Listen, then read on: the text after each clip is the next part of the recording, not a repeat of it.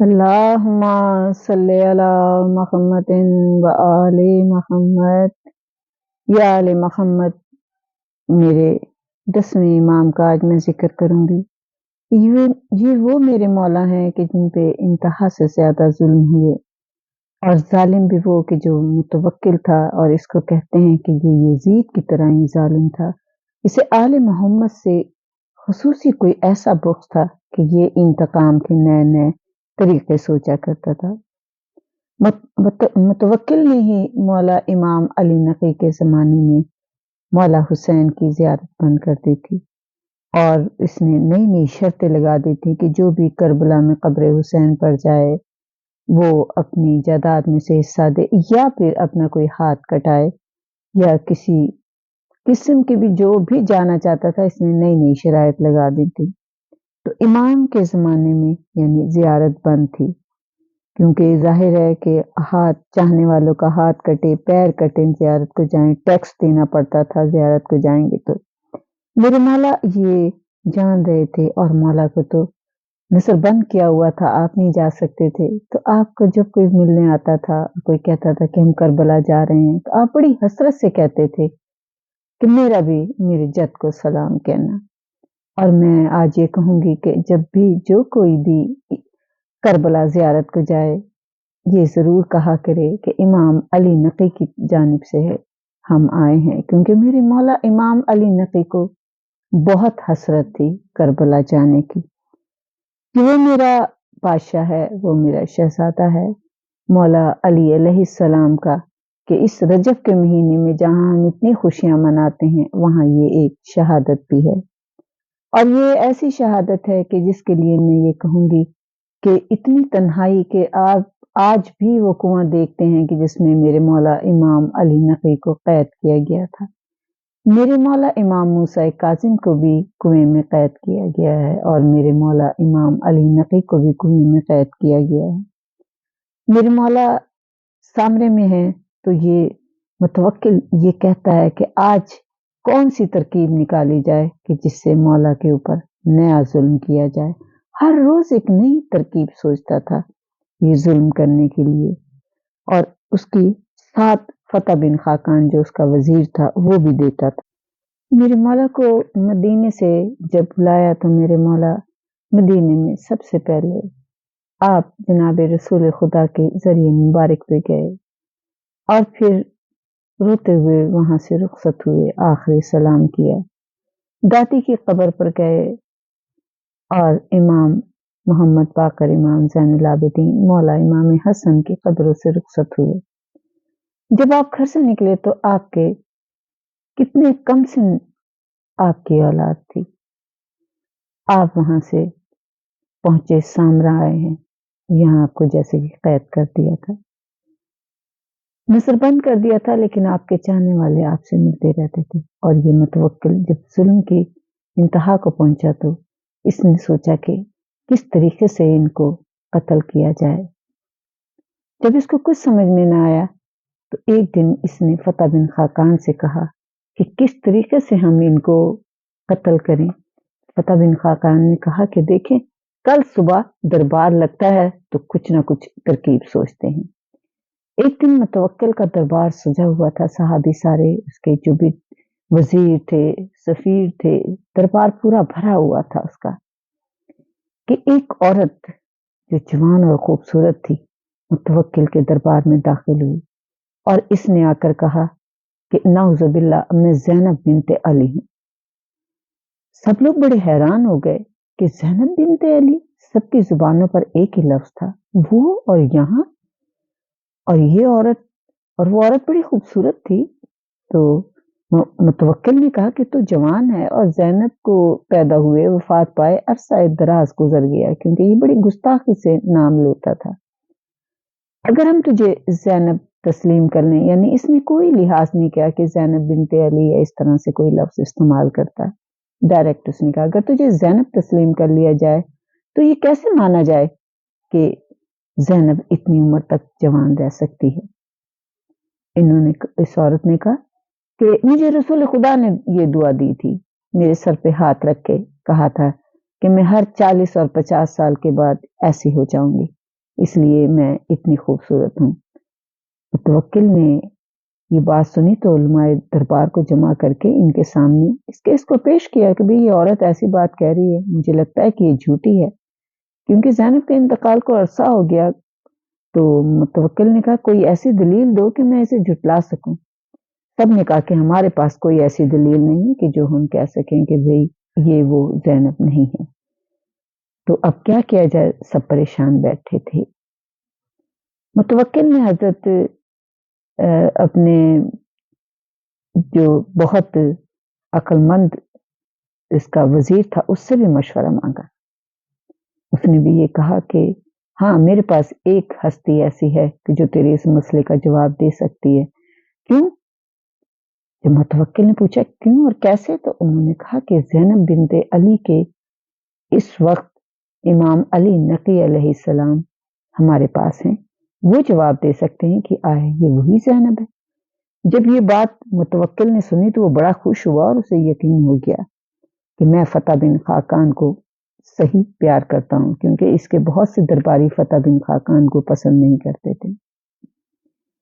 آپ کو اطلاع دی گئی کہ اس طرح سے یہ کیس ہے اور آپ آ کر دیکھیں کہ کیا یہ وہی عورت ہے کہ جو اپنے آپ کو دعویٰ کر رہی ہے کہ میں زینب بنت علی ہوں۔ میرے مولا تیار ہوئے، آپ نے اپنے نانا کی ابا قبا امامہ پہنا، نالین پہنی، آپ دربار میں پہنچے۔ آپ نے اس عورت کو دیکھا اور آپ نے دیکھتے ہی کہہ دیا کہ یہ جھوٹی ہے۔ متوکل نے کہا کہ کوئی ایسی دلیل دیجئے کہ میں اسے جھوٹی ثابت کر سکوں۔ تو آپ نے دیکھتے ہی فرمایا اور کہا کہ میرے جد نامدار، میرے جد محمد صلی اللہ علیہ وآلہ وسلم کا ارشاد ہے کہ درندوں پر میری اولاد کا گوشت حرام ہے۔ اے بادشاہ تو اس عورت کو درندوں میں ڈال دے۔ اب اس عورت نے جو یہ بات سنی تو اسے ظاہر ہے وہ امام کو پہچانتی بھی نہیں تھی، اور آپ کی جو اصل حقیقت ہے، کیونکہ امام نہیں مانتی تھی نا، تو جانتی بھی نہیں تھی۔ تو آپ نے کہا کہ دیکھ، اگر تو سچی ہے تو تجھے جانوروں میں ڈال دیتے ہیں، اور اس لیے کہ اگر تو سیدزادی ہوگی تو تجھے جانور نہ چھیڑیں گے، کوئی تجھے نقصان نہ پہنچائیں گے، اور اگر تو سیدزادی نہیں ہے تو تجھے درندے پھاڑ کھائیں گے۔ اب جس وقت یہ بات ہو رہی تھی تو فتح بن خاقان جو رات ہی بادشاہ سے بیٹھا ہوا، بادشاہ نے اس سے کہا تھا کہ کس طریقے سے امام علی نقی علیہ السلام کو ہم شہید کر دیں۔ فتح بن خاقان نے بادشاہ کے کان میں کہا کہ بڑا اچھا موقع ہے، اور موقع یہ ہے کہ اب ہم یہ کہتے ہیں کہ اگر یہ دلیل دی ہے سید ہونے کی تو آپ کیوں نہیں شیروں کے پنجرے میں چلے جاتے، اس لیے کہ شیر آپ کو تو کچھ نہیں کہیں گے، آپ سید ذاتے ہیں۔ متوکل بڑا خوش ہوا کہ چلو اچھا ہے، جانتا تھا کہ شیر تو ہر ایک کو کھا جاتے ہیں، اسے تو یقین ہی نہیں تھا امام کی بات پہ، تو اس نے سوچا کہ ٹھیک ہے یہ بات صحیح ہے، اور امام سے میں یہ بات کرتا ہوں۔ اور جو دشمن تھے ان سے بھی، جو اس کے درباری تھے ان سے بھی آہستہ آہستہ کانوں میں یہ بات ہونے لگی، اور سب نے جو بھی مولا کے دشمن تھے اور کچھ خوش آمدی بھی ہوتے ہیں، وہ سب نے یہ بات سنی تو انہوں نے کہا ٹھیک ہے کہ ایک تو امام کی بات کا یہ ہمیں یقین ہو جائے کہ جو امام نے کہا ہے کہ درندے نہیں کھاتے ہیں سید کو، تو اس بات کا یقین بھی ہو جائے گا، اور نہیں تو امام کو شیر کھائی جائے گا، دونوں باتیں ہو جائیں گی۔ اور اگر یہ بات سچی نہ ہوئی تو تب بھی امام کا درجہ نعوذ باللہ کم ہو جائے گا ہمارے سامنے۔ یہ بات کہہ کے انہوں نے فوراً متوکل نے یہ بات کی، یعنی تمام درباریوں نے بھی یہ فیصلہ کر لیا کہ یہ اس طرح سے ہم بادشاہ کو بھی خوش کر دیں گے، متوکل کا منشا پورا ہو جائے گا اگر جانوروں نے انہیں کھا لیا تو۔ اب یہ زینب قصابیہ جسے کہتے ہیں، اور یہ الجھن بھی دور ہو جائے گی، اس طرح سے مولا شہید ہو جائیں گے۔ جو زینب قصابیہ تھی وہ یہ تماشا دیکھ رہی تھی کہ سارے درباری اور بادشاہ سب میرے ساتھ ہیں، اور وہ بڑے خوش ہو رہے ہیں، تو وہ بھی بڑی خوش ہو رہی تھی کہ میں سچی ثابت ہو جاؤں گی کہ میں زینب بنت علی ہوں، نعوذ باللہ۔ متوکل نے امام علیہ السلام سے کہا، اے ابن رضا، کیا اچھا ہوتا کہ آپ خود ان شیروں کے پنجرے میں چلے جائیں اور ثابت کر دیں کہ آپ آل رسول ہیں اور آپ آل رسول کا گوشت درندوں پر حرام ہے۔ امام نے اس کی طرف دیکھا اور کہا کہ ٹھیک ہے، اور دل میں کہا کہ ہمیں آزما رہا ہے۔ اس کے بعد وہ پنجرا بہت بڑا تھا جس میں کافی شیر تھے اور اس میں سیڑھی کے ذریعے اندر داخل ہوتے تھے۔ سیڑھی لگا دی گئی، آپ اس سیڑھی کے ذریعے اندر داخل ہو گئے۔ جب آپ اس پنجرے کے اندر داخل ہوئے تو سارے درباری اور بادشاہ جو کہ اوپر چلا گیا تھا اور بھی بالا خانے میں کہ جا کر وہاں سے دیکھوں کہ شیر اب کیسے نعوذ باللہ امام علی نقی کو کھاتے ہیں، یہ دیکھنے کے لیے، تماشا دیکھنے کے لیے۔ جب میرے مولا اس شیروں کے پنجرے میں داخل ہوئے تو سب لوگ اس انتظار میں تھے کہ اب 6 شیر ہیں اور بہت طاقتور جو کہ افریقہ سے آئے تھے، تو نعوذ باللہ مولا کو کھا جائیں گے۔ مولا ٹھہر گئے اور آپ نماز پڑھنے کے لیے بیٹھ گئے اور شیر آپ کو چھو کر آپ کے گرد پھرنے لگے۔ جب آپ نماز پڑھ کے فارغ ہوئے تو آپ نے اپنی آستین ان پر مل دی تھی اور درندے گھٹنے ٹیک کر بیٹھ گئے۔ متوکل امام علیہ السلام کے ساتھ شیروں کا یہ رویہ چھت پر سے یعنی اپنے بالا خانے پہ جہاں وہ بیٹھا تھا دیکھتا رہا، اور پھر وہ نیچے آیا۔ میرے مولا کافی دیر وہاں پر بیٹھے رہے، شیروں کو پیار کیا، اور پھر آپ اس پنجرے سے باہر تشریف لے آئے۔ مولا کا جب یہ معجزہ درباریوں نے دیکھا اور اس عورت نے بھی دیکھا تو پریشان ہو کے باہر بھاگنے لگی۔ متوکل نے کہا کہ نہیں، اب اسے پکڑ لو، اس لیے کہ امام سچے ہیں، اس لیے کہ درندوں نے امام کا ذرا سا بھی نقصان نہیں پہنچایا، بلکہ فرما بردار بن کے ایسے بیٹھے کہ جیسے ایک معمولی سا جانور ہوتا ہے جسے کب سے گھر میں پالا ہوا ہو۔ اور یہ میں کہتی ہوں کہ یہ وہ امام ہے کہ جو دشمن بھی آپ کی تعریف کرنے پہ مجبور ہو جاتا ہے۔